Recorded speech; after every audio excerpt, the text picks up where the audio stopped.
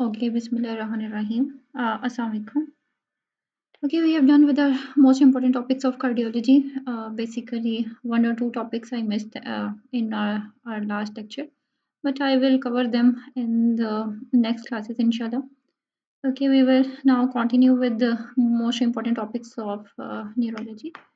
Let's see. Basically, okay, I will start with the. This is a very small topic like absent ankle jerks and extensor planters. Okay, neurology में हमें थोड़ा-सा issue होता है कि because हम लोगों के इन मेडिसिन वार्ड्स इतने कॉमनली न्यूरोलॉजी के पेशेंट्स नहीं होते, मुझे तो थोड़ी ये डिफ़िकल्ट लगती थी। जब मैंने अपना क्लिनिकल प्रिपरेशन की उस टाइम मुझे लगा कि ये सबसे ईज़ी है। लाइक इसमें आपको कोई भी कन्फ्यूज़िंग चीज़ें नहीं मिलती, बस अब आपको आता है तो इट्स लाइक डन डन। जो क्वेश्चन आपको आता है वो आपका 100% क्लियर ही होगा। ओके, एब्सेंट एंकल जर्क्स उसमें डबल उसने चीज़ें बताई हुई हैं कि इसमें लोअर मोटर या अपर मोटर न्यूरॉन दोनों के साइन्स होंगे। मतलब extensive plantar response is basically a sign of upper motor neuron type of palsy and absent ankle jerks is a sign of lower motor neuron type of palsy. अब इसमें ये होता है कि आपके पास जो कॉज़ेज़ होती हैं ना, बस आपने इनको याद करना है। अभी फ़िलहाल मतलब आपने मुझे नहीं पता कि आप लोग कितने क्लिनिकली आपने कितने पेशेंट्स देखे हुए हैं, लेकिन ये कॉज़ेज़ हैं जिसमें बस आपने रट्टा मारना होता है। इसमें ये है कि subacute combined degeneration of cord which is basically due to vitamin बी12 डेफिशिएंसी। उसके बाद उससे रिलेटेड ये फ्रेडरिक एटेक्सिया होता है। इन दोनों के साइन्स बिल्कुल सेम होते हैं, बस फ्रेडरिक एटेक्सिया में ये होता है कि पेशेंट आपके पास यंग होगा, तो उसमें हेरेडिटरीली जो है ना वो मतलब इनहेरिटेड डिज़ीज़ है ये। और आपको पेशेंट में पेस केविस मिल जाएगा। आगे हम इस डिटेल में इस डिज़ीज़ कंडीशन को डिस्कस करेंगे। नेक्स्ट आपकी साइनेंजियोमाइलिया आ जाता है। साइनेंजियोमाइलिया में ये होता है कि आपको pain and temperature sensations basically temperature sensations जो है ना इन द अपर लिम्ब वो डिसोसिएटिव चेंजेस मिलती हैं उसमें। टेबोबरेसिस सिफिलिस की वजह से आता है, कॉनस मेडुलरिस सिंड्रोम आ जाता है। लेकिन इसमें से जो मोस्ट इम्पोर्टेंट है ना जो आपने याद रखनी है वो फ्रेडरिक एटेक्सिया है, साइनेंजियोमाइलिया है और subacute combined degeneration of cord है। Okay, uh, 1 second.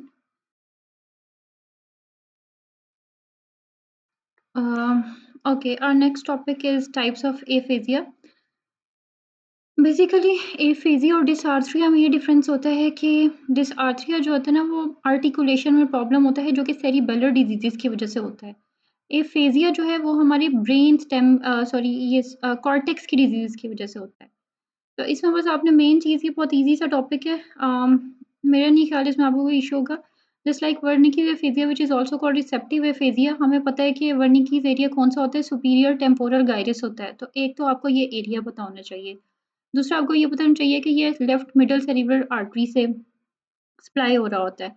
अब वर्निकीज़ एफेज़िया का मतलब क्या होगा कि पेशेंट जो है he understands everything but know the patient वो आपको फ्लुएंटली बताएगा सब कुछ, लेकिन उसकी अंडरस्टैंडिंग कैपेसिटी नहीं होगी।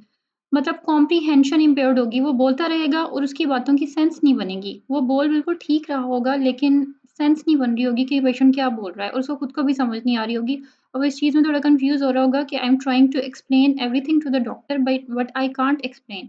सो दिस इज़ वर्निकीज़ एफेज़िया। ये किसकी वजह से होता है? ये लेफ्ट मिडल सेरिब्रल आर्टरी के लियन की वजह से होता है और सुपीरियर टेम्पोरल गाइरस इसका एरिया है। नेक्स्ट हमारा आ जाता है जी ब्रोकाज़ एफेज़िया। ब्रोकाज़ ब्रोकाज़ एफेज़िया में ये होता है कि patient basically non fluent speech होती है, पेशेंट को समझ सब कुछ आ रही है, लेकिन उससे बोला नहीं जा रहा, मतलब वो अपनी बातों को बोल नहीं पा रहा। उसकी बातों की आपको समझ नहीं आएगी, मतलब पेशेंट जो है वो समझाना चाह रहा होगा लेकिन आपको समझ नहीं आ रही होगी। और ऊपर क्या होगा कि पेशेंट बातें ठीक कर रहा होगा, आपको समझ आ रही होगी लेकिन पेशेंट को समझ नहीं आ रही होगी कि मेरे वर्ड्स क्यों नहीं ठीक बन रहे, मतलब मैं क्यों नहीं समझा पा रहा अपनी बात। या एक ये है कि बस फ्लुएंटली अगर पेशेंट नहीं बोल पा रहा है, जैसे मैं अभी मेरी एक फ्लुएंट स्पीच है, this is due to Broca's area. और जो मैं आपको बताना चाह रही हूँ, वो वर्ड्स में मेरे वर्ड्स एक्सप्लेन कर रहे हैं। अगर मेरे वर्ड्स वो बात एक्सप्लेन नहीं कर पाएँगे, मैं इधर-उधर की बातें करने लग जाऊँगी, दैट इज़ वर्निकीज़ एफेज़िया। और अगर मेरी स्पीच नॉन फ्लुएंट हो जाएगी तो that is Broca's aphasia. Broca's is called expressive aphasia. Speech non fluent होती है, लेबर्ड होती है, हॉल्टिंग होती है, रेपिटेशन भी इम्पेयर्ड होती है। लेकिन पेशेंट की कॉम्प्रिहेंशन नॉर्मल होगी, मतलब समझ आ रही होगी उसको, उसको समझ आ रही होगी, वो समझा नहीं पा रहा होगा। तो ये है, ये फ्रंटल लोब में बेसिकली इसका एरिया होता है, इंफीरियर फ्रंटल गायरस इसका एरिया याद रखना है, इसमें भी लेफ्ट एमसीए इन्वॉल्व होती है। उसके बाद आपका आ जाता है जी कंडक्शन एफेजिया। कंडक्शन एफेजिया का आपने एरिया याद रखना है कि ये आर्कुएट वेसिकुलस की वजह से होता है, this which is basically a connection between the Wernicke's and Broca's area. यहाँ पे पेशेंट की स्पीच फ्लुएंट होगी, सब कुछ ठीक होगा, बस रेपिटिशन नहीं कर पाएगा। रेपिटिशन हमने करवानी होती है, जैसे हम टेस्ट करने के लिए करते हैं, तो हम कहते हैं कि जो वर्ड्स मैं बोल रहा हूँ, उसको मेरे पीछे रिपीट करें, तो पेशेंट की ना रेपिटिशन में प्रॉब्लम होगा, वैसे उसकी कॉम्प्रिहेंशन भी नॉर्मल होगी, फ्लुएंसी भी नॉर्मल होगी। तो जो रेपिटिशन का प्रॉब्लम है ना, वो आर्कुएट वेसिकुलस की वजह से होता है। और ग्लोबल एफेजिया में ऑल द एरियाज़ इन्वॉल्व हो जाएँगे, तो पेशेंट कुछ भी नहीं बोल पाएगा, ना उसकी कॉम्प्रिहेंशन ठीक होगी, ना उसकी फ्लुएंसी ठीक होगी, ना उसकी रेपिटिशन ठीक होगी। तो इसमें जो है ना, आपने एक इसमें थोड़ा कन्फ्यूज़िंग पॉइंट ये था कि जो ब्रोकाज़ एफेज़िया होता है ना, उसमें आपके मैंने आपको बता दिया कि स्पीच नॉन फ्लुएंट होगी, लेकिन उसके साथ पेशेंट की रेपिटिशन भी इम्पेयर्ड हो रही है, जो वर्निकीज़ एफेज़िया में इम्पेयर्ड नहीं हो रही। तो इसका थोड़ा-सा ख़्याल रखना है कि ब्रोकाज़ में भी रेपिटिशन में प्रॉब्लम आ रहा है और कंडक्शन एफेज़िया में भी आ रहा है। इसकी सबसे इम्पोर्टेंट चीज़ है कि आपको इनके जो है ना, वो एरियाज़ पता होने चाहिए। Okay, moving towards our next topic. Okay, our next topic is benign paroxysmal positional vertigo. This is basically a very favorite topic of CPSP. इसमें ये होता है कि पेशेंट की कंप्लेंट होगी कि उसको sudden onset of dizziness and vertigo start हो जाता है, और इसकी सबसे इम्पोर्टेंट लाइन ये है कि triggered by changes in head position. तो वो जो आपको सिनेरियो देगा ना, वो आपको सिनेरियो में बताएगा कि एक आपके पास मिडल एज्ड मैन आया है, मिडल एज मेल और फीमेल, और उनकी ये कंप्लेंट है कि पेशेंट बताता है कि जब मैं सोते हुए अपनी हेड की पोजीशन चेंज करती हूँ, उस टाइम मुझे डिज़ीनेस और वर्टिगो स्टार्ट हो जाता है। ये इसकी मेन कंप्लेंट होगी, by changing head position. Features इसके मेन मैंने आपको बता दिया हुआ है। उसके बाद इसमें साथ पेशेंट को एसोसिएटेड नोज़िया भी हो सकता है, 10 टू 20 सेकंड्स के लिए जो लास्ट करेगी इसकी एपिसोड। इसका मेन जो टेस्ट है ना, इसमें 2 चीज़ें कन्फ्यूज़िंग होती हैं। एक तो दोनों मैन्यूवर्स ही हैं। जो इसको टेस्ट करने के लिए मैन्यूवर यूज़ होता है, वो है डिक्स डिक्स हेल्पाइक मैन्यूवर, और ये पॉज़िटिव आ जाए तो आप इसको कहते हो कि पेशेंट को बिनाइन बीपीपीवी है। इसमें पेशेंट को वर्टिगो होने लग जाता है और रोटेटरी निस्टैग्मस हो जाता है। सेकेंडली जो इसके ट्रीटमेंट में यूज़ होता है, वो होता है एप्ली मैन्यूवर। इसमें आपको इन मैन्यूवर्स की डिटेल पता होने की ज़रूरत नहीं है, बस आपको इतना पता होना चाहिए कि टेस्ट करने के लिए डिक्स हेल्पाइक मैन्यूवर यूज़ होता है, ट्रीटमेंट करने के लिए एप्ली मैन्यूवर यूज़ होता है, पेशेंट का प्रोग्नोसिस बहुत अच्छा होता है, और ये फ्यू वीक्स टू मंथ्स में जो है ना, वो सेटिंग हो जाती है पेशेंट की।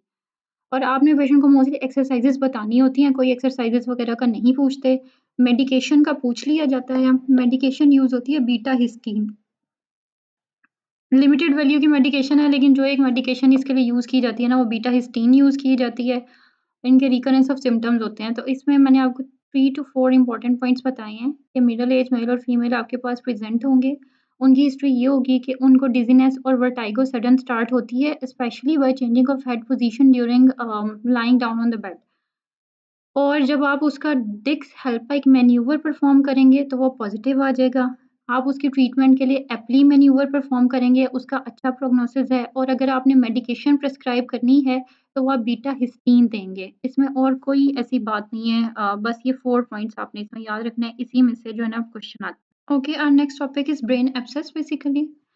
ब्रेन एब्सेस में भी 2 टू 3 पॉइंट्स आपने याद रखने होते हैं कि एक तो ब्रेन एब्सेस हो क्यों सकती है, ज़्यादातर एक्सटेंशन ऑफ सेप्सिस होता है मिडल ईयर साइंस, या नोज़ से इन्फेक्शन स्प्रेड हो जाएगा, या मिडल ईयर से, या ट्रॉमा होगा, सर्जरी जो भी है।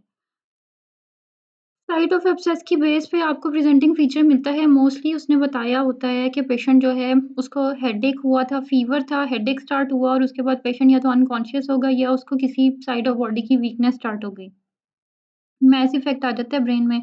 नीचे इसके सारे फीचर्स बताए हुए हैं जो मैं आपको बता चुकी हूँ। इसमें सबसे इम्पोर्टेंट चीज़ और फोकल न्यूरोलॉजी में ये है ना कि रेज़्ड इंट्राक्रैनियल प्रेशर में क्या होता है कि हम लोग, एक बात होती है फ़ॉल्स लोकलाइज़िंग साइन। फ़ॉल्स लोकलाइज़िंग साइन का मतलब ये होता है कि जैसे एब्ड्यूसेंट नर्व जो आपकी सिक्स्थ नर्व है, इसका एक बहुत लॉन्ग कोर्स होता है। लॉन्ग कोर्स का मतलब ये है कि बहुत जगहों से पास कर रही होती है, तो किसी भी जगह पे कोई प्रॉब्लम होगा तो क्या होगा, एब्ड्यूसेंट नर्व की पाल्सी हो सकती है। अब जो रेज़ इंट्राक्रैनियल प्रेशर है ना, ये क्या करेगा, जब मैस इफ़ेक्ट अप्लाई करता है ना, तो सबसे पहले पेशेंट को एब्ड्यूसेंट नर्व की पाल्सी होनी शुरू होती है। This is called false localising sign. तो आपको फोकल न्यूरोलॉजी में ना या तो थर्ड नर्व की पाल्सी मिल सकती है या एब्ड्यूसेंट नर्व की पाल्सी मिल सकती है। बाकी रेज़ इंट्राक्रैनियल प्रेशर में आपको होता है एपिडिडीमा, नॉज़िया और सीज़र्स हो जाते हैं। तो ये ब्रेन एब्सेस किसी भी तरह प्रेज़ेंट हो सकती है। पाकिस्तान में सबसे common cause of brain abscess क्या होती है? ट्यूबरकुलोसिस होता है। ट्यूबरकुलोसिस का एक फ़ोकस वहाँ जाके ट्यूबरकुलोमा बन जाता है और एब्सेस उसी को हम एब्सेस कहते हैं और वही सारे प्रॉब्लम्स कर रहा होता है। पेशेंट के असेसमेंट में आपने सीटी करवाना होता है। आगे मैनेजमेंट आ जाती है। अब इसमें ना एक इम्पॉर्टेंट बात ये होती है कि ब्रेन एब्सेस के पेशेंट में, क्योंकि उसमें रेज़्ड इंट्राक्रैनियल प्रेशर होता है, अगर आपको ऐसे फीचर्स दिए होंगे, आपकी एलपी कॉन्ट्रा इंडिकेटेड है, आपने कभी भी एलपी परफ़ॉर्म नहीं करनी। हमें पता है जब भी रेज़्ड इंट्राक्रैनियल प्रेशर होता है, हम पेपिलोएडेमा देख लें ऑन द फंडोस्कोपी, और हमने जो मतलब सारा कुछ हम चेक कर सकते हैं। सीटी स्कैन पे हमने देख लिया एडीमा है, फंडोस्कोपी पे देख लिया पेपिलोएडेमा है, तो हमने कभी भी पेशेंट की एलपी परफ़ॉर्म नहीं करनी। वो पेशेंट के लिए क्या होगी, mass effect on the brain stem cause कर देगी। इसी तरह आपके ब्रेन एब्सेस के पेशेंट में आपकी एलपी कॉन्ट्रा इंडिकेटेड है। अब इसके आगे मैनेजमेंट ये होता है कि एक तो सर्जरी होती है जिसमें क्रेनियोटॉमी में हमने एब्सेस कैविटी को ड्रेन करना होता है। उसके बाद ये रिफ़ॉर्म भी हो सकती है, आपने साथ आईवी एंटीबायोटिक्स देनी होती है। आईवी एंटीबायोटिक्स आपने याद रखनी है कि इसमें थर्ड जनरेशन सेफेलोस्पोरिन्स एंड मेट्रोनिडाज़ोल देनी होती है। और इंट्राक्रेनियल प्रेशर की मैनेजमेंट आपको पता है डेक्सामेथासोन होती है। तो एक तो इसकी एंटीबायोटिक कवर आपको पता होना चाहिए। ये थर्ड जनरेशन सेफेलोस्पोरिन और साथ आपने मेट्रोनिडाज़ोल देनी है और उसके एब्सेस कैविटी को आपने ड्रेन करना है। आपने इसमें एलपी परफ़ॉर्म बिल्कुल भी नहीं करनी। दैट इज़ कॉन्ट्राइंडिकेटेड और मोस्ट कॉमन कॉज़ पाकिस्तान में इसकी ट्यूबरकुलोसिस होता है। ट्यूबरकुलोमा के भी सेम फीचर्स होते हैं जैसे ब्रेन एब्सेस के फीचर्स होते हैं। ओके, नेक्स्ट आपके टॉपिक्स हैं ब्रेन लीजन्स। ब्रेन लीजन्स जो है ना, इसमें से बहुत ज़्यादा क्वेश्चंस आए होते हैं, मतलब 1 टू 2 क्वेश्चंस आप समझ लें कि आया होता है। ब्रेन लीजन्स थोड़ी-सी याद करने वाली चीज़ें हैं, इसमें एज़ सच जो है अगर आप ग्रॉस एनाटॉमी की बात करें तो जो पैराइटल लोब लीजन्स होती हैं ना, इसमें से सबसे इम्पोर्टेंट ये होता है कि आपको पता होना चाहिए कि सेंसरी इनअटेंशन करवाता है, एप्रेक्सियस करवाते हैं। एप्रेक्सियस का मतलब क्या होता है कि एक पर्पसफुल मूवमेंट्स होती हैं, हमें पता है हमारे हैंड्स ने किस तरह मूव करना है और हमारी लेग्स ने किस तरह मूव करना है और हमने जाके एक बुक को किस तरह पकड़ना है या एक कप को किस तरह पकड़ना है। तो पेशेंट के क्या होते हैं, ये पर्पसफुल मूवमेंट्स एप्रेक्सियस में खराब हो जाती हैं। एप्रेक्सिया का ये मतलब होता है। जो एस्टिरियोग्नोसिस होता है, एस्टिरियोग्नोसिस में ये होता है कि पेशेंट को जो शेप्स होती हैं ना, जैसे शेप्स होगी और कोई ऑब्जेक्ट का टेक्सचर हो गया, उसको आइडेंटिफ़ाई करने में प्रॉब्लम होता है। जस्ट लाइक टैक्टाइल एग्नोसिया है, तो अगर पेशेंट एक पेन को पकड़ेगा, तो उसको पेन को पकड़ के पता नहीं चलेगा कि ये पेन है। ठीक है? ये एस्टीरियोग्नोसिस होता है। इंफीरियर होमोनीमस क्वाड्रेंटेनोपिया। अब बात ये है कि ये सबसे इम्पोर्टेंट पॉइंट है इस पैराइटल लोब की लियन में। इसको हमने टेम्पोरल लोब से किस तरह डिफरेंशिएट करना होता है। जो टेम्पोरल लोब होता है ना, उसमें सुपीरियर होमोनीमस क्वाड्रेंटेनोपिया होता है और जो पैराइटल लोब है उसमें इंफीरियर होमोनीमस क्वाड्रेंटेनोपिया होता है और इन दोनों का क्वेश्चन ज़रूर आता है। In the last paper temporal lobe का क्वेश्चन आया हुआ था जिसका आंसर है सुपीरियर होमोनीमस क्वाड्रेंटेनोपिया होता है। इसी तरह पैराइटल जो है ना, उसका भी आ सकता है। गर्ड्समान सिंड्रोम का क्वेश्चन बहुत ज़्यादा होता है। डोमिनेंट पैराइटल लोब की लियन होती है, एलेक्सिया होता है, patient can't read, patient can't calculate, patient can't finger agnosia के फिंगर काउंटिंग नहीं कर सकता और राइट लेफ्ट डिसओरिएंटेशन हो जाता है। अगर पेशेंट के नॉन डोमिनेंट पैराइटल लोब की लियन होगी तो वो होता है हेमी नेग्लेक्ट सिंड्रोम। उसमें पेशेंट अपनी एक साइड, जिस साइड का लियन होता है उसको पता ही नहीं चलता कि मेरी वो साइड है। उस वो बस अपने एक हैंड को यूज़ करेगा, वो एक साइड पे देखेगा, वो एक लेग को यूज़ कर रहा होगा, वो एक साइड पे ही उसको लगेगा कि मैंने जो है ना वो just like if he is wearing the cloth, उसको अपने एक साइड के क्लॉथ्स का ही पता चल रहा होगा। That is hemi neglect syndrome. तो वो होता है नॉन डोमिनेंट पैराइटल लोब की लियन की वज़ह से जो राइट साइडेड होती है। जो लेफ्ट साइडेड पैराइटल लोब है वो हमेशा डोमिनेंट होता है। उसमें क्या होगा, उसमें गर्ड्समैन सिंड्रोम होगा, उसमें इंफीरियर होमोनीमस क्वाड्रेंटेनोपिया होगा, एस्टिरियोग्नोसिस होगा, एप्रेक्सिया होगा और सेंसरी इनअटेंशन होगी। इसमें से जो सबसे इम्पोर्टेंट पॉइंट हैं जो एमसीक्यूज़ में आते हैं, एक तो एस्टिरियोग्नोसिस का आया होता है, गर्ड्समैन सिंड्रोम का आया होता है, इंफीरियर होमोनीमस क्वाड्रेंटेनोपिया का आया होता है और हेमी नेग्लेक्ट का आया होता है। उसके बाद आपके ऑक्सीपिटल लोब की लियंस हैं। इसमें हमें पता है कि सिंपल होमोनीमस हेमियोपिया होता है with macular sparing. Cortical blindness होती है पार्शियल या कंप्लीट ब्लाइंडनेस। कॉर्टिकल ब्लाइंडनेस का मतलब ये होता है कि अगर आप फिजिकली देखेंगे ना, पेशेंट का प्यूपिल बिल्कुल ठीक होगा, रिएक्टिव होगा, लेकिन पीछे ब्रेन में उसकी लीन होती है, तो इसलिए पेशेंट को नजर नहीं आएगा।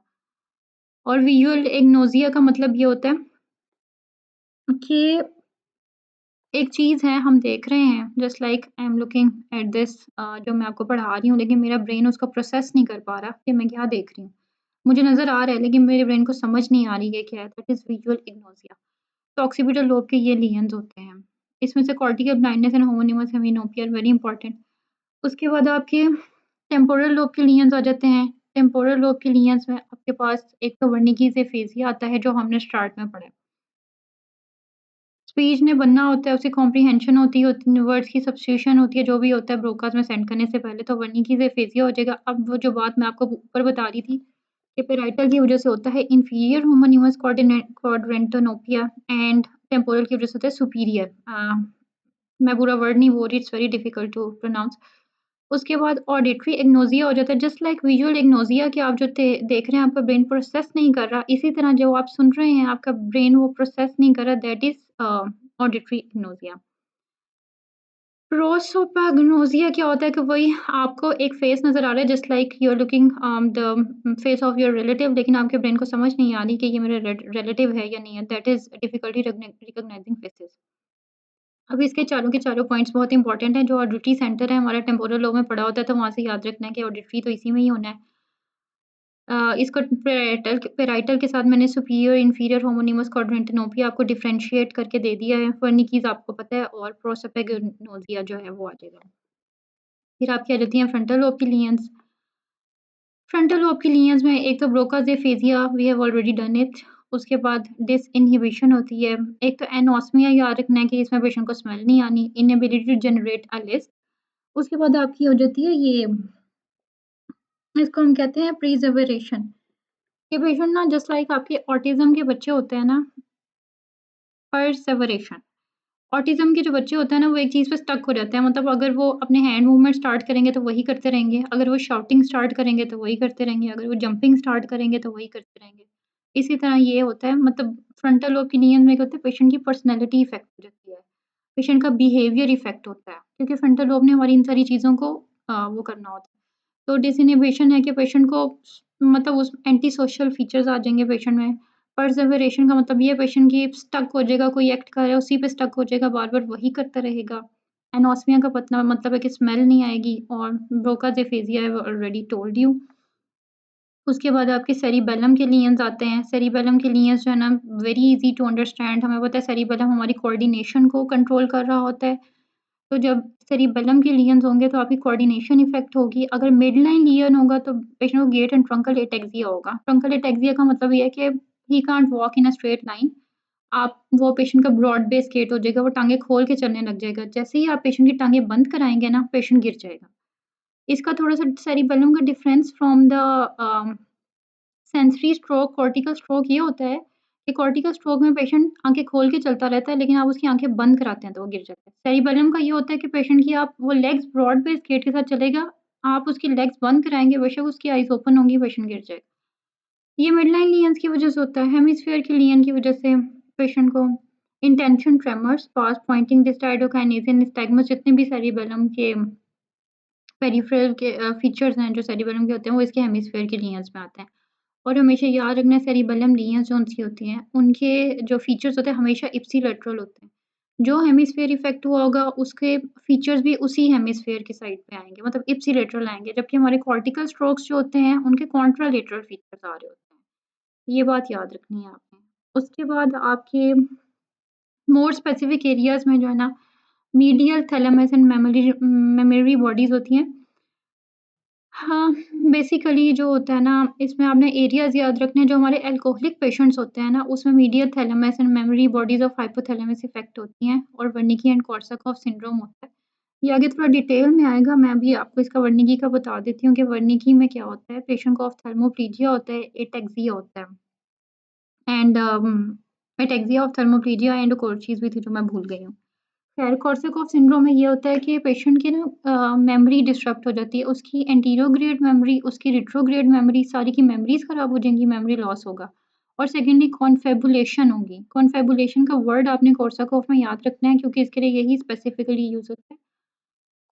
कॉन्फेबुलेशन का मतलब ये होता है कि पेशेंट खुद से मेमोरीज़ बनाना शुरू हो जाता है, जो पहले कोई वाक़या हुआ भी नहीं होगा पेशेंट आपका, वो खुद से बना के बताएगा, दैट इज़ कॉन्फेबुलेशन। तो median thalamus and memory bodies of hypothalamus की वजह से पेशेंट को वर्निकी एंड कोर्साकॉफ सिंड्रोम होगा।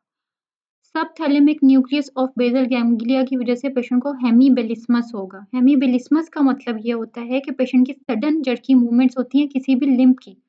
कभी-कभी आपके पास स्ट्रोक के पेशेंट्स आते हैं जो कह रहे होते हैं कि हम मूवमेंट नहीं कर रहे लेकिन उनका आर्म एकदम ऊपर जाएगा फिर नीचे आके गिरेगा, लेग एकदम ऊपर जाएगी नीचे आके गिरेगी, दैट इज़ हेमीबिलिस्मस। ये सबथैलेमिक न्यूक्लियस की वजह से होता है।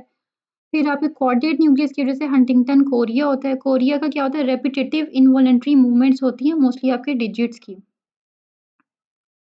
ये स्ट्राइटम कॉर्डेट न्यूक्लियस की वजह से होता है।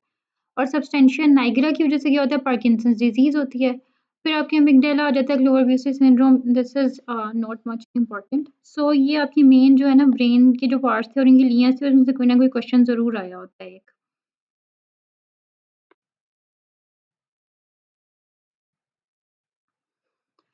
अ, ब्राउन स्क्वायर सिंड्रोम बेसिकली एक छोटा-सा टॉपिक है, वैसे तो क्लिनिकल पॉइंट ऑफ व्यू से ज़्यादा इम्पोर्टेंट है, बट थ्योरी में इसका कोई ना कोई क्वेश्चन आ सकता है।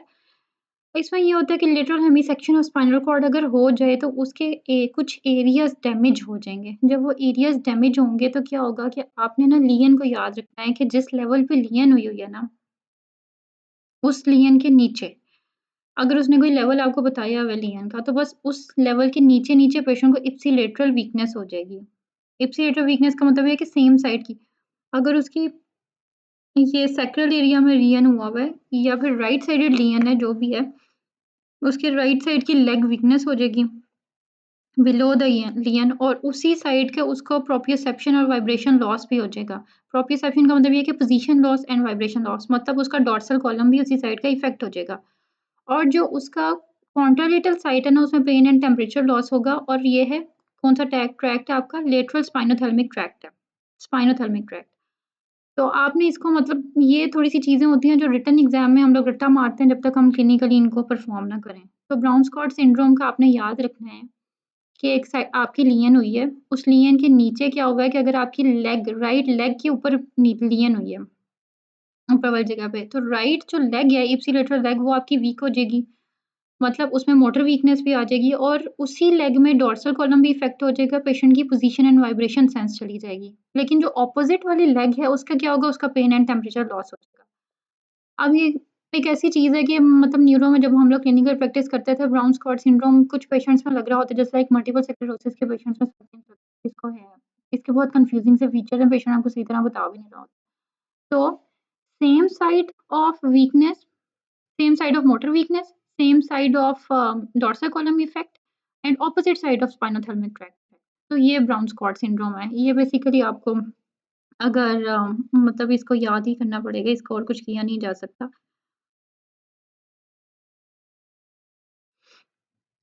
ओके, नेक्स्ट वो छोटा-सा टॉपिक है कैटाप्लेक्सी। अब ये है कि आपको ना थोड़ा सीपीएसई में ये होता है कि जितना एक छोटा-सा टॉपिक कहीं पे लिखा होता है ना, उसमें से ज़रूर एमसीक्यू बन रहा होता है। तो कैटाप्लेक्सी का ना sudden and transient loss of muscular tone होती है स्ट्रॉन्ग इमोशन से। Lot area being frightened. अब इसमें ना जो मोस्टली क्वेश्चन होता है कि पेशेंट उन्होंने बताया होता है कि एक ड्राइवर था, वो गाड़ी चला रहा था और जाते-जाते एकदम उसको transient loss of muscular tone हुआ। उसने कहा कि मेरी बॉडी एकदम नंब और वीक हो गई। मुझे समझ नहीं आई क्या हुआ है। या फिर एक पेशेंट का बताएँगे कि उसको मतलब he was laughing and at the time of laughing उसकी क्या हुआ है कि मसल टोन बिल्कुल बॉडी एकदम जो है ना फ्लैसिड होगी, मसल टोन भी खत्म होगी, उसकी मूवमेंट भी बंद होगी एंड उसको समझ नहीं आई कि उसके साथ क्या हुआ है। विद स्ट्रॉन्ग इमोशन जो है ना आपकी मसल टोन, पेशेंट की मसल टोन खत्म हो जाए, उसको कैटाप्लेक्सी कहते हैं। तो ये बेसिकली नार्कोलेप्सी क्या होते हैं, नाइट वॉकिंग को कहते हैं। तो जो नार्कोलेप्सी होती है ना, मोस्टली उन्हीं पेशेंट्स में कैटाप्लेक्सी होती है, लेकिन इसका एमसीक्यू हमेशा मोस्टली ड्राइवर के लिहाज़ से आ रहा होता है, कि वो गाड़ी चलाते-चलाते एकदम जो है ना वो उसकी मसल टोन खत्म होगी या फिर एक बंदा हँस रहा था उसका। तो इसका बस मतलब इसका डायग्नोसिस का क्वेश्चन आता है, ऐसा जिसकी ट्रीटमेंट वगैरह कभी भी नहीं पूछी उन्होंने।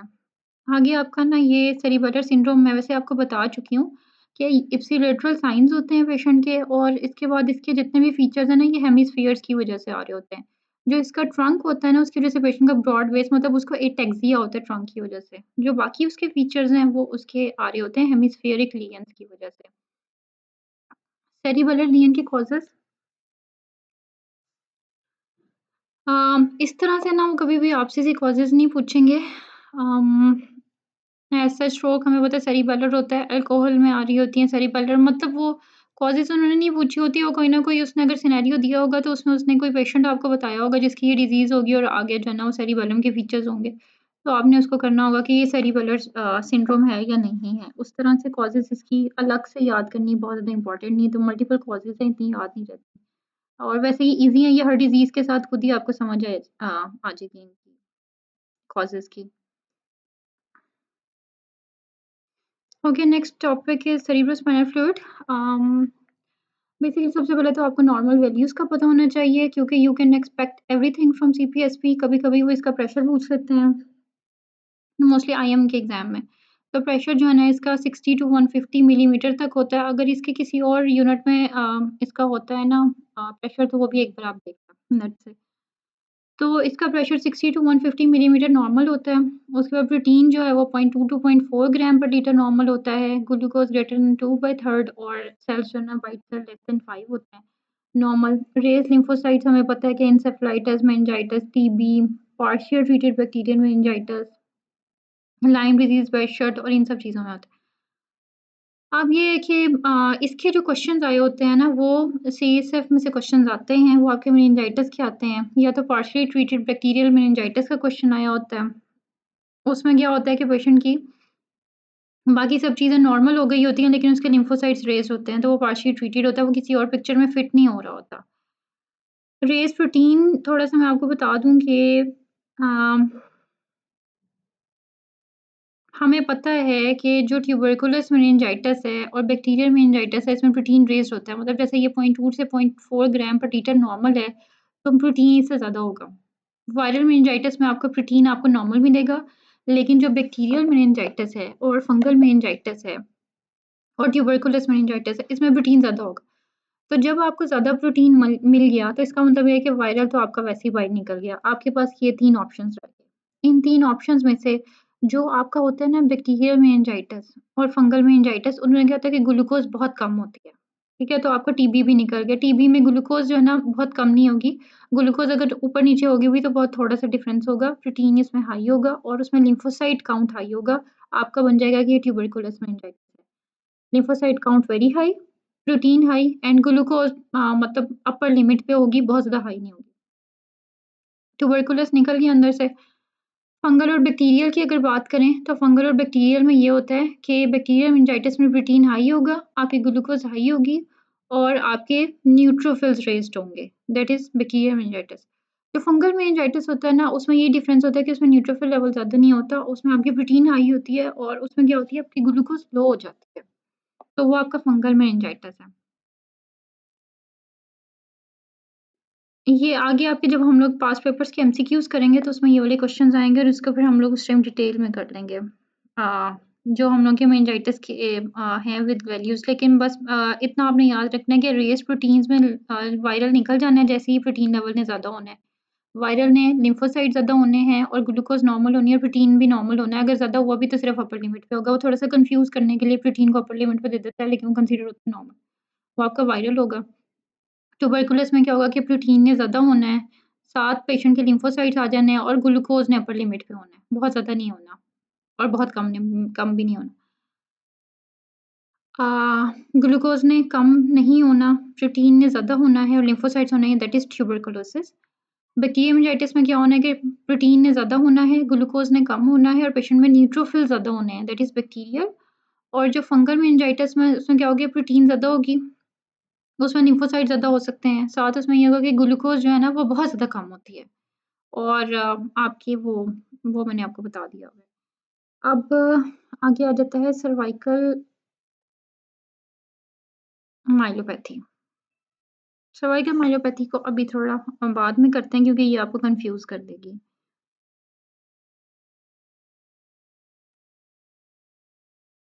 ओके, ये है कि मैं ना जो अभी मैंने आपको सीएसएफ चेंजेस पढ़ाई हैं मेनिंजाइटिस, इनके ना मैं आपको एक बार पिक्चर में नोट्स भी शेयर कर दूँगी, ताकि आपको ना ईज़िली उसकी समझ आ जाए। वो थोड़ी-सी कन्फ्यूज़िंग टर्म्स हैं, हो सकता है मैंने भी आपको अंदर से कोई बात जो है ना वो ग्लूकोज़ के ऊपर नीचे की हो। लाइक मैंने पहले उसमें ज़्यादा कहा था।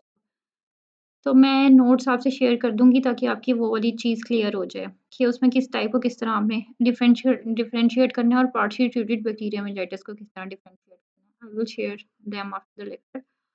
तो नेक्स्ट हमारा ये है क्लस्टर हेडेक।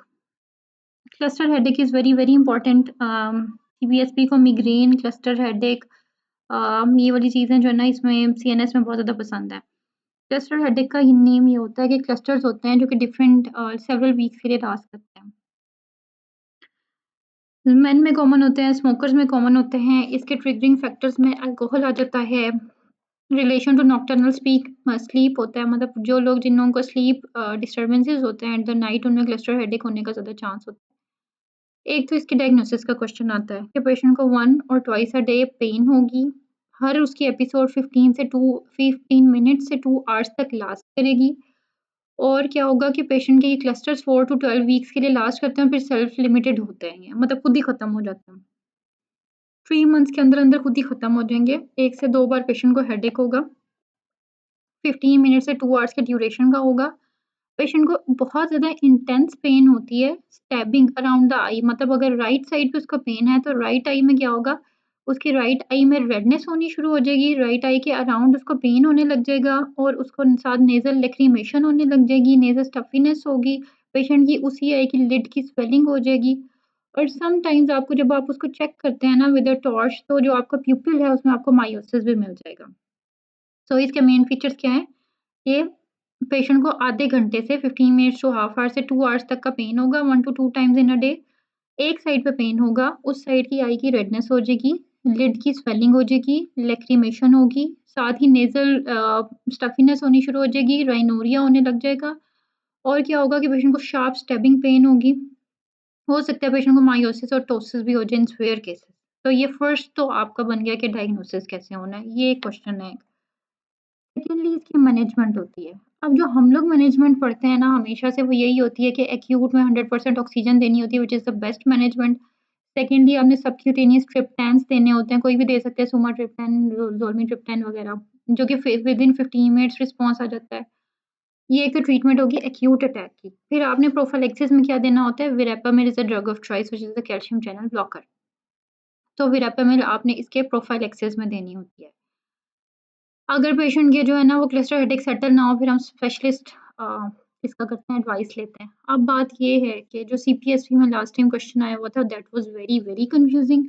उसने आपको ना 100% ऑक्सीजन का ऑप्शन दिया हुआ था, ना उसने आपको सबक्यूटेनियस ट्रिप्टैन का ऑप्शन दिया हुआ था।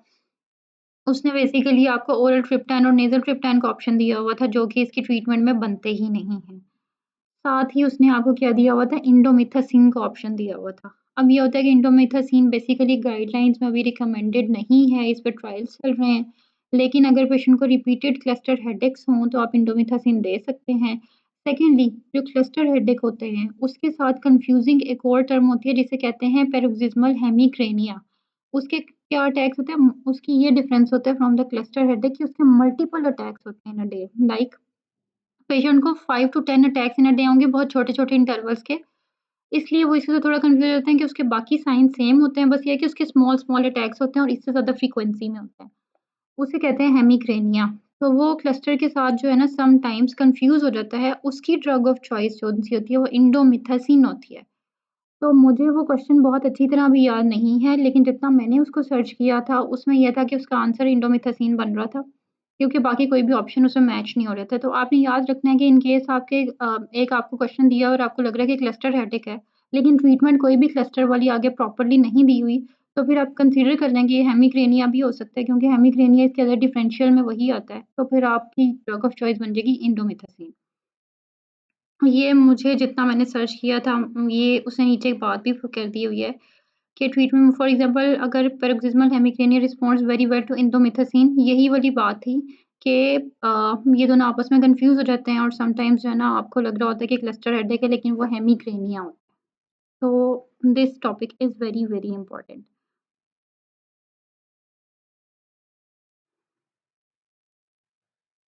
ओके, नेक्स्ट आपका टॉपिक है एसेंशियल ट्रेमर। बेसिकली मैं थोड़ा-सा ना रैंडम चल रही हूँ, लेकिन मुझे ये होता है कि मैं आपको ना most important topics first day पे करवा दूँ, क्योंकि बार-बार लेक्चर्स नहीं सुने जा सकते और मुझे लगता है जब हम एक यूनिट स्टार्ट करते हैं तो हमारा माइंड ज़्यादा फ्रेश होता है उसपे। तो मैंने जो आपको एक बात बताई थी कि सीपीएसपी कभी भी कॉमन टॉपिक्स को लेके नहीं चलते, वो हमेशा अनकॉमन टॉपिक्स से ज़्यादा पेपर देते हैं आपका। तो एसेंशियल ट्रेमर भी इनको बहुत पसंद है। वही बात है, जेनेटिक्स की बात है, जितनी भी ऐसी डिज़ीज़ है ना जो बहुत इम्पोर्टेंट है, वो आपने याद रखना है कि मोस्टली ऑटोसोमल डोमिनेंट ही होती हैं और ये जेनेटिक्स उन्हीं की पूछ लेते हैं। तो जस्ट लाइक हुकम essential tremor is also autosomal dominant disorder और ये अपर लिम्स को इफ़ेक्ट करती है मेनली। अब इसके फीचर्स क्या होते हैं कि essential tremor is very common in our society, specially मैंने बहुत से डॉक्टर्स को एसेंशियल ट्रेमर देखे हैं। जब वो एग्ज़ामिनेशन कर रहे होते हैं पेशेंट का, तो वो एसेंशियल ट्रेमर्स ही होते हैं। पोस्चरल ट्रेमर होता है, आप आर्म्स आउटस्ट्रेच करेंगे, किसी चीज़ को पकड़ने लगेंगे तो क्या होंगे, आपको ट्रेमर्स हो रहे होंगे। इसकी इम्प्रूव होते हैं अल्कोहल एंड ड्रग्स से। इसमें हेड टाइट्यूबेशन भी होती है, हेड ट्रेमर्स भी होने स्टार्ट हो जाते हैं, स्पेशली इन ओल्ड एज। अब इसकी मेन चीज़ होती है कि इसकी मैनेजमेंट आपको पता हो, कि इसकी मैनेजमेंट उसकी होती है propranolol, first line. Beta blocker इसकी मैनेजमेंट होती है। इसकी एक तो ट्रीटमेंट याद रखनी है आपने, दूसरा इसके जेनेटिक्स याद रखने हैं और तीसरा इसका डायग्नोसिस आ जाता होता है। ये 3 पॉइंट्स इसमें बहुत इंपॉर्टेंट हैं।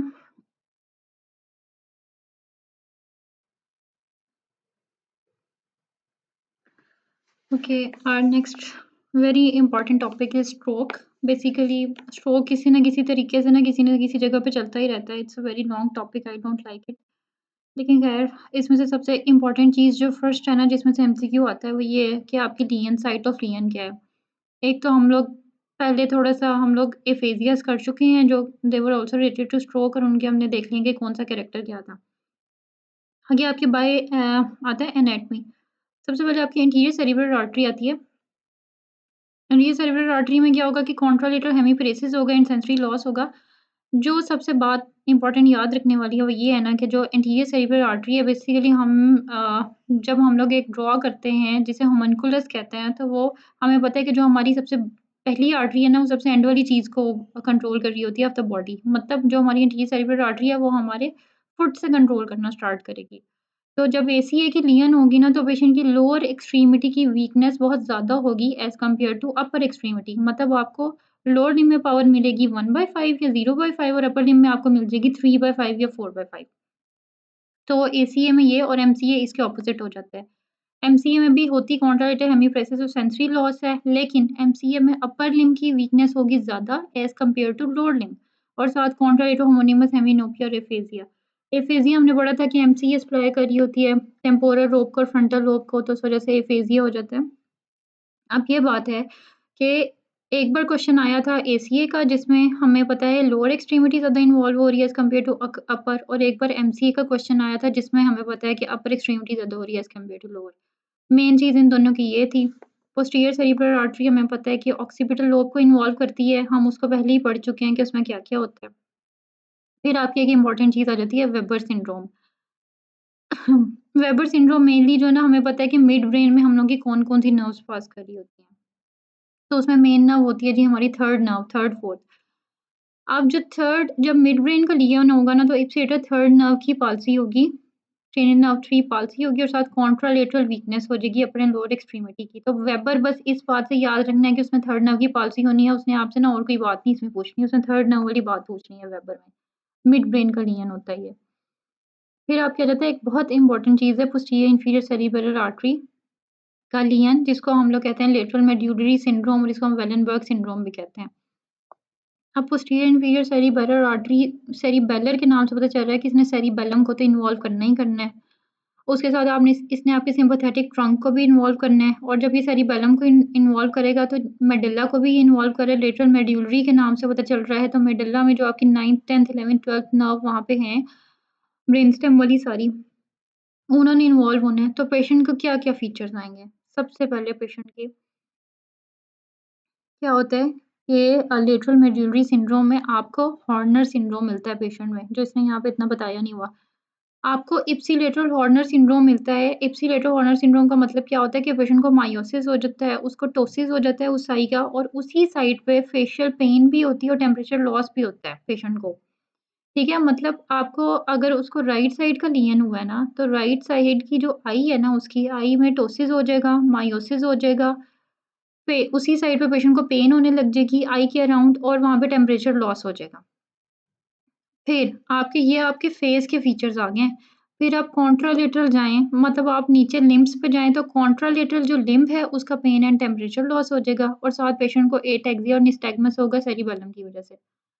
तो बेसिकली क्लिनिकल प्रैक्टिस में ये पेशेंट जब आप देखते हैं ना तो ये सिंड्रोम याद हो जाता है। वैसे रिटन के प्रैक्टिस में थोड़ा इसको रट्टा मारना पड़ता है। लेकिन पोस्टीरियर इंफीरियर सेरिबेलर आर्टरी का जो लीजन है, जिसको हम लोग वेलनबर्ग सिंड्रोम भी कह रहे हैं और इसका मोस्ट कॉमन नेम है लेटरल मेड्यूलरी सिंड्रोम। तो उससे आपने याद रखना है कि पेशेंट को क्या होगा, इप्सिलेटरल फेस पे उसकी इप्सिलेटरल चेंजेस आनी है, जो कि क्या होना है कि उसको हॉर्नर सिंड्रोम हो जाना है। हॉर्नर के जो भी फीचर्स हैं वो सारे।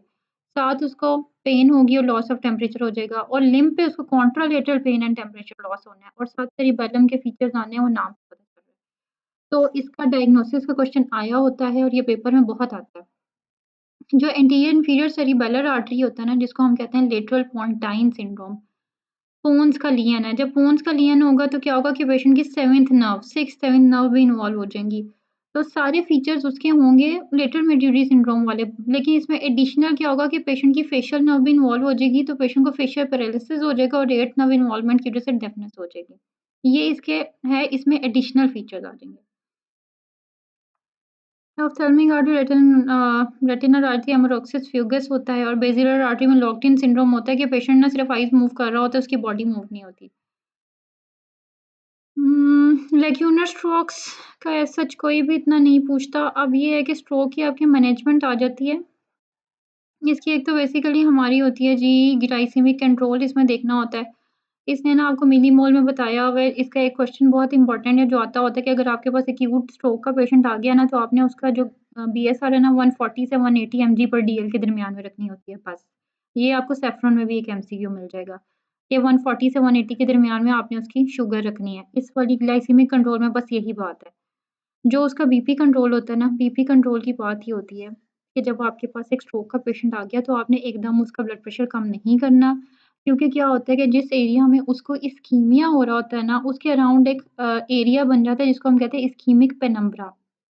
जब आप उसका बीपी बहुत ज़्यादा कम कर देंगे, तो क्या होगा कि वहाँ पे ब्लड सप्लाई कम हो जाएगी और वो पेनम्ब्रा इंक्रीज़ होता जाएगा और पेशेंट का एरिया ऑफ इंफार्क्ट बहुत बड़ा हो जाएगा। तो हमने ब्लड भी तो सप्लाई करना है उस एरिया में। तो क्या होता है कि ई अप टू डेट की रिकमेंडेड जो है ना कि आपने फर्स्ट 24 आवर्स में पेशेंट का जस्ट 15% ब्लड प्रेशर कम करना होता है। बस इसमें यही बात इम्पोर्टेंट है। अगर आपकी वैसे तो एंटी हाइपरटेंसिव मेडिकेशन यूज़ ही तब करनी है जब हाइपरटेंसिव इमरजेंसी हो गई है या फिर आपने 15% कम करना है। बाकी जो है ना आपका इसमें वो नहीं होता। अगर इसमें इम्पोर्टेंट बात ये थी कि अगर पेशेंट, क्योंकि हमारे पास स्ट्रोक का भी होता है कि हमें थ्रोम्बोलिटिक थेरेपी प्रोवाइड करनी होती है एक्यूट स्ट्रोक को, अगर पेशेंट आपके पास 4.5 आवर्स में प्रेज़ेंट हो गया है, तो उस टाइम आप ब्लड प्रेशर कम करते हैं और उसकी वैल्यू ये होती है कि आपने 185 से 110, मतलब सिस्टोलिक 185 से कम करना है और डायस्टोलिक 110। ये कब करना है? अगर आप पेशेंट थ्रोम्बोलिसिस का कैंडिडेट है उस टाइम। और थ्रोम्बोलिटिक थेरेपी के बाद हमने उसको उतना ही 180 टू 105 रखना होता है for at least 24 hours after treatment. Feeding की इसमें कोई ऐसी इम्पोर्टेंट बात नहीं है, डिसेबिलिटी स्केल्स आपको करने की ज़रूरत नहीं है। ये स्केल बिल्कुल भी इम्पोर्टेंट नहीं है। हमें पता है कि इसमें सबसे पहले हम लोगों ने सीटी स्कैन करवाना होता है। जब आपके पास स्ट्रोक का पेशेंट आ जाए, हमने हेमरेज को रूल आउट करना होता है। तो ये क्वेश्चन आएगा मोस्टली आईएमएम में आता है कि एक आपके पास पेशेंट वीकनेस के साथ आया, तो सबसे पहले आपने क्या करना है? सबसे पहली चीज़ होती है एयरवे ब्रीथिंग सर्कुलेशन मेंटेन करनी। उसके बाद आपने पेशेंट को सीटी कराने के लिए भेज देना है ताकि आप हेमरेज को रूल आउट करें और पेशेंट का ट्रीटमेंट स्टार्ट करें। स्ट्रोक की मैनेजमेंट आपकी क्या होती है कि वो सारा कुछ मैं आपको बता चुकी हुई हूँ। सबसे पहले आपने उसको एस्पिरिन दे देनी है, वो रूल आउट करके हेमरेज एस्पिरिन 300 एमजी। उसके बाद अगर पेशेंट एंटीकोएगुलेंट्स ले रहा है, तो ये हमने कार्डियोलॉजी में भी बात पढ़ी थी कि एक स्ट्रोक का पेशेंट अगर एंटीकोएगुलेंट ले रहा है और उसे स्ट्रोक हो गया, तो आपने 2 वीक्स के बाद एंटीकोएगुलेंट दोबारा स्टार्ट करनी है। और अगर टीआईए हुआ है, तो फिर आप फ़ौरन स्टार्ट कर सकते हैं। अगर पेशेंट को 3.5 मिलीमोल पर लीटर से ज़्यादा कोलेस्ट्रॉल है, तो फिर आपने पेशेंट को क्या करना है, आपने स्टैटिन कमेंस करनी है, लेकिन वो भी 48 आवर्स के बाद। आप थ्रोम्बोलिसिस है, ये इसका इम्पोर्टेंट टॉपिक है। थ्रोम्बोलिसिस का क्या सीन होता है कि अगर पेशेंट आपके पास विदिन 4.45 आवर्स प्रेज़ेंट हो गया है ना, तो आपने उसको क्या करना है, थ्रोम्बोलाइज़ करना होता है विद आरटीपीएस, ठीक है? उससे पहले हमने पेशेंट का हेमरेज रूल आउट करना होता है।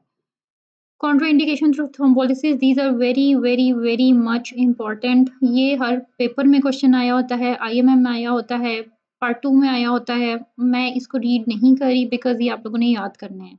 और ये मेरे ख़्याल में मुझे तो एक बार पढ़ने से याद हो जाता था, इसमें एज़ सच कोई मुश्किल बात नहीं होती, बस 3 मंथ्स वाली बातें आपने याद रख लेनी है कि हर चीज़ में 3 मंथ्स हो रहे हैं। एब्सोल्यूट रिलेटिव को डिफरेंशिएट करने की ज़रूरत नहीं है, बस आपने इनकी कॉज़ेज़ याद करनी है। So this table is very important. आगे आ जाते हैं आपका thrombectomy for acute ischaemic stroke.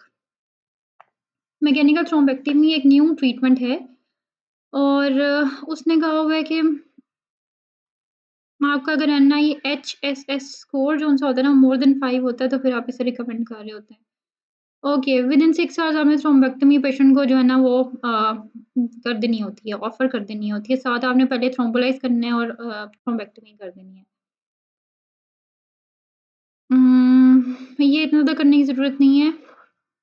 इसमें जो बात इम्पोर्टेंट थी ना, वो ये थी सेकेंडरी प्रिवेंशन में हम लोगों ने क्लोपिडोग्रिल देनी होती है, मतलब हमारी जो रिकमेंडेड है ना स्ट्रोक में सेकेंडरी प्रिवेंशन में वो लाइफ लॉन्ग क्लोपिडोग्रिल आ जाती है। इसमें सबसे इम्पोर्टेंट ये चीज़ है, कैरोटिड आर्टरी एंड आर्टरेक्टमी।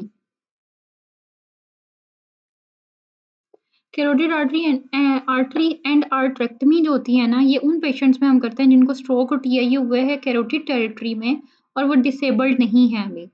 और ये कब हमने कंसीडर करनी होती है कि अगर कैरोटिड स्टेनोसिस जो है वो 70% से ज़्यादा है, तो हम लोग कंसीडर करते हैं कि हमने एंडोट्रेक्टमी कर देनी है। ठीक है? ये क्राइटेरियाज़ बस याद नहीं करना है, 70% से ज़्यादा और 50% से ज़्यादा। तो इसमें एंडोट्रेक्टमी वाला क्वेश्चन आता होता है, ये जो जितना भी हमने पीछे पीछे पढ़ा है ना उसमें से, कि कैरोटिड एंडोट्रेक्टमी आपने 70% ज़्यादा जो उसका स्टेनोसिस है उस टाइम करनी है। फिर आपकी टाइप्स हो जाती हैं स्ट्रोक की, इसमें बैमफोर्ड क्लासिफिकेशन ऑफ स्ट्रोक हम लोग इम्पोर्टेंट है वो करते हैं। इसमें होता है कि बैमफोर्ड क्लासिफिकेशन स्ट्रोक में एक आपका होता है total anterior circulation stroke. Total anterior circulation stroke का मतलब ये है कि ऑल द मिडल और एंटीरियर सेरिब्रल आर्टरीज़ आपकी इन्वॉल्व होंगी। तो जितने भी criterias all the 3 criterias present होंगे पेशेंट में। मतलब उसको क्या होगा कि मोटर वीकनेस भी होगी, उसको सेंसरी लॉस भी होगा फेस, आर्म और लेग का, साथ उसको होमोनीमस हेमिनोपिया भी होगा और हायर कॉग्निटिव डिसफंक्शन भी होगा जस्ट लाइक फ्रंटल लोब की इन्वॉल्वमेंट की वजह से। डिस्फेजिया भी हो सकता है, पर्सनैलिटी चेंजेस भी हो सकते हैं, कुछ भी हो सकता है। तो ऑल द 3 फीचर्स जो है ना वो प्रेज़ेंट होंगे तो वो होगा टोटल एंटीरियर सर्कुलेशन स्ट्रोक, जिसमें आपकी एंटीरियर और मिडल आर्टरीज़ दोनों इन्वॉल्व होती हैं।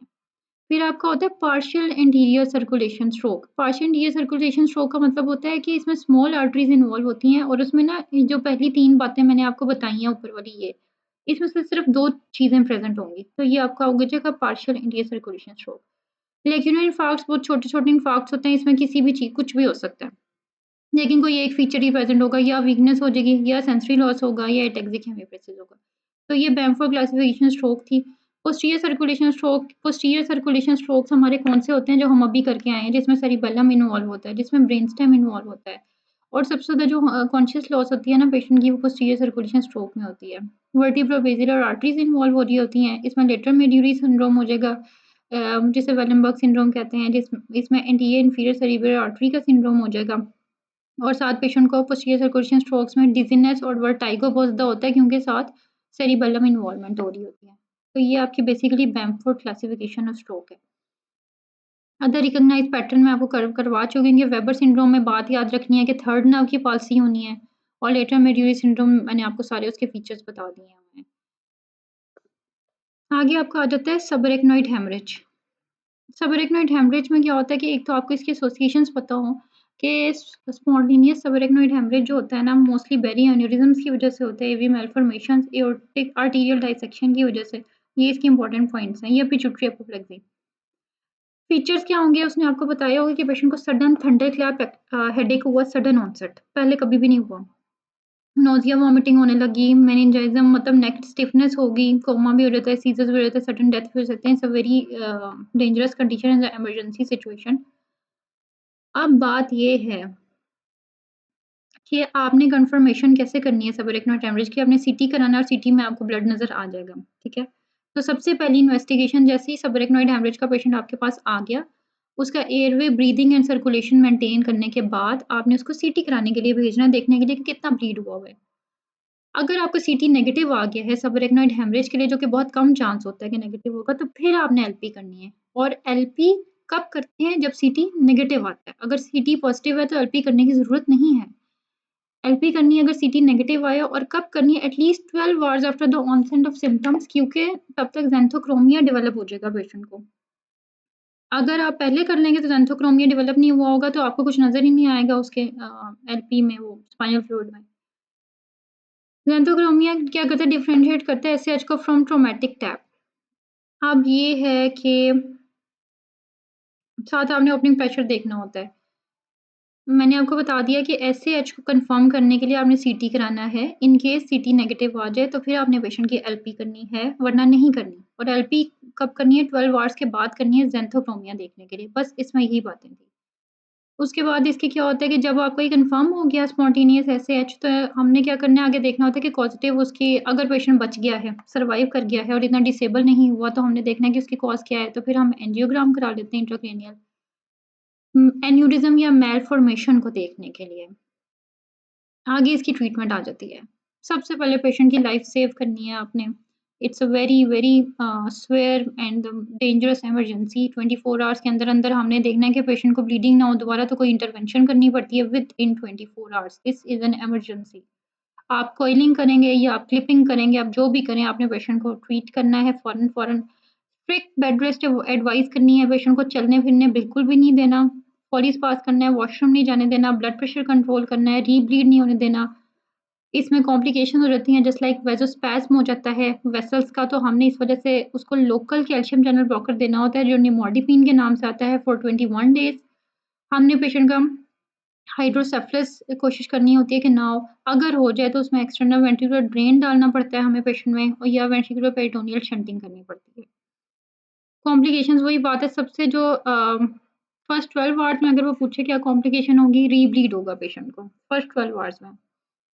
अगर री-ब्लीडिंग सस्पेक्टेड है, री-ब्लीडिंग का कैसे पता चलेगा? एक पेशेंट आपके पास आया इमरजेंसी में, आपने उसका सीटी कराया, उसमें सबरेक्नोइड हेमरेज था, और उसके बाद जब आपने पेशेंट को एडमिट वगैरह कर लिया, पेशेंट आपका कॉन्शियस था, वो कंप्लेन कर रहा था कि मुझे हेडेक हो रहा है। आपने 2 घंटे के बाद या 3 घंटे के बाद पेशेंट को देखा, तो पेशेंट का कॉन्शियस लेवल डाउन हो गया था, जीसीएस डाउन हुआ हुआ था।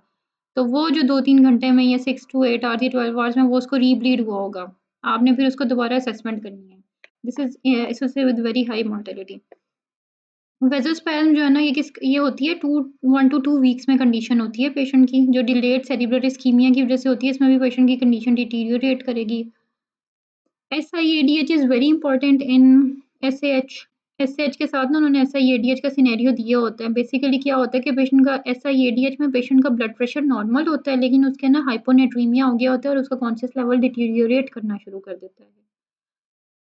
तो उसको हम करेंगे ये एसआईएडीएच है, and SIADH is very important complication of subarachnoid haemorrhage in the eyes of CPSP. CPSP ना सबरेक्नोइड हेमरेज के साथ एसआईएडीएच का क्वेश्चन देते हैं। वो ये क्या कहते हैं कि एसएएच का एक सिनेरियो बनाएँगे कि पेशेंट को ब्लीड हुआ था, वो एडमिट हुआ हुआ था, अब पेशेंट की कंडीशन डिटीरियोरेट हुई है, वो डिज़ीनेस हो गई है उसको। आपने उसका जब बीपी चेक किया तो बीपी नॉर्मल है, और जब आपने उसका सीरम सोडियम चेक किया तो सोडियम उसका डिक्रीज़ हुआ हुआ है, 128 है या 125 है, ये जो भी है, तो उसको एसआईएडीएच डेवलप हुआ है। और बाकी हाइड्रोसेफ्लस में भी पेशेंट की क्या होगी, कंडीशन डिटीरियोरेट हो सकती है। तो SIADH is very important in this case, और री-ब्लीड वाला बहुत इंपॉर्टेंट है सिनेरियो के लिहाज से। प्रिडिक्टिव वही हमने कहा है कि एक तो पॉजिटिव प्रिडिक्टिव फैक्टर्स, अगर पेशेंट कॉन्शियस है एडमिशन पे, उसके एज और जितना ब्लड है सीटी पे, उसकी बेस पे फिर डिसाइड होता है कि आगे पेशेंट कितना सर्वाइव करेगा। It's a very dangerous condition. आगे आपका सबड्यूरल हेमाटोमा है। सबड्यूरल हेमाटोमा इज़ बेसिकली ना collection of blood deep to the dural layer होता है। एक्स्ट्रा एक्सियल एक्सट्रिंसिकली, यानी इसको कह सकते हैं। इसकी 3 टाइप्स होती हैं, एक्यूट, सबएक्यूट और क्रोनिक। बेसिकली सीटी पे ना हमें जो क्रीसेंट शेप या बनाना शेप नज़र आ रहा होता है ना ब्लड, वो होता है ये सबड्यूरल हेमाटोमा का। और इसे क्वेश्चन में भी उन्होंने बताया होता है कि पेशेंट के ना सीटी पे क्रीसेंट शेप आपको नज़र आ रहा है ब्लड, या हाइपरल्यूसेंसी नज़र आ रही है, हाइपर ट्रांसल्यूसेंसी, क्रीसेंट शेप। किसी वजह से हो सकता है सीटी इन्वेस्टिगेशन चॉइस होती है, इसमें इम्पोर्टेंट चीज़ होती है chronic subdural haematoma. Chronic subdural haematoma ना ब्रीचिंग वेसल्स की वजह से होता है। अब ये ना बेसिकली अल्कोहलिक या एल्डरली पेशेंट का क्वेश्चन उन्होंने दिया होता है, उसमें ये होता है कि पेशेंट का बताया होता है कि वो वॉशरूम में गिर गया था या उसके मल्टीपल फॉल्स हैं और पहले पेशेंट ठीक था लेकिन आहिस्ता-आहिस्ता ना उसका कॉन्शियस लेवल डिटीरियोरेट होने लग गया या उसको कोई वीकनेस होने लगी है या पेशेंट को उसका बिहेवियर में कोई चेंज आने लग गया ये वो। तो उनमें क्या होता है, उनमें ब्रीथिंग वेन्स बहुत फ्रेजाइल होती हैं, वो कहीं भी थोड़ा बहुत गिरेंगे, कोई भी झटका लगेगा तो उनको ब्लीडिंग हो सकती है।